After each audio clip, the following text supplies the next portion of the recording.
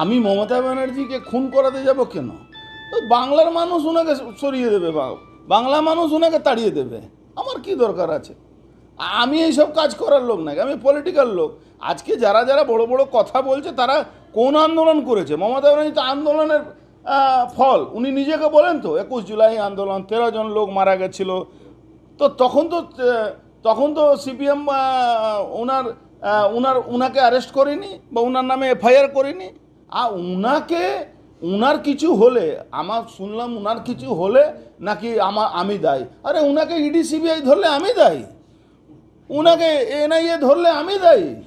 2000 police নিয়ে থাকছে, উনাকে কে পাগল উনাকে মারতে যাবে? তো গণ অভ্যুত্থানের ভয়ে যে লোকটা গণ অভ্যুত্থানের জন্য এসছে, সে এখন গণ অভ্যুত্থানের জন্য ভয় পাচ্ছে কেন? উনি দুর্নীতিগ্রস্ত হয়ে গেছেন। আজকে মমতা ব্যানার্জি দুর্নীতিগ্রস্ত সরকারকে লিড করছেন, তার জন্য উনি ভয় পাচ্ছেন।